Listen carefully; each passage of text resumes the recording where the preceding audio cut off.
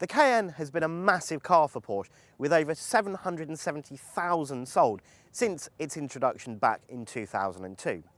For this new third generation car, it's lighter than before, larger than before, and has a range of more efficient yet more powerful petrol engines. So, with that in mind, we've come to Crete to find out exactly what it's like. The Cayenne will launch with 3 engines in the UK. At the bottom of the range is a 3-litre single-turbo V6 with 340 horsepower. Then there's the Cayenne S that we're in at the moment that gets a twin-turbo 2.9-litre V6 with 440 horsepower. And then at the top of the tree is the Turbo, which gets a 550 horsepower turbocharged V8. Now, the Turbo gets air suspension as standard, but all of the test cars that we've got today have it fitted.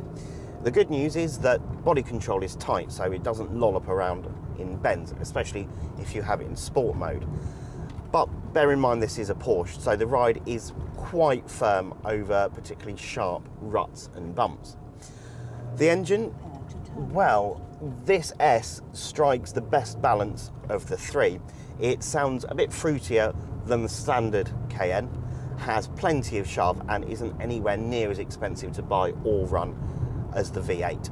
Inside is very reminiscent of the Panamera. So you get a central rev counter flanked by 2 7-inch screens that can show a variety of information. And then in the center is a 12.3-inch touchscreen that has Apple CarPlay and also Porsche's own smartphone interface. It is pretty easy to use when you're stationary, but like the majority of touchscreen infotainment systems, you do find that you do look at where you're pressing a bit more than maybe you should do when you're driving. The new Cayenne is very slightly larger than the old model, so that means there's more room in the back for people, thanks in part to a sliding and reclining rear bench. And thank you very much. And you also get a bigger boot as well. There is a little bit of a load lip for putting your shopping in, but you can, with the air suspension, lower the back of the car to make things a little bit easier. Although the Cayenne might be a little bit pricier and not quite as practical as the Audi Q7, there is an awful lot to like and recommend about this car. Now, being a Porsche, it is a firmer riding thing, but that does give it that sporty edge that a lot of people are looking for. And in terms of space, well, there's enough room for 5 adults and lots of luggage as well.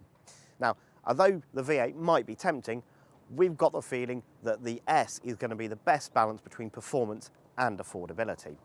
If you do want to know more, then check out whatcar.com for our full 16-point review of this, and also subscribe to our YouTube channel for lots more video content like this.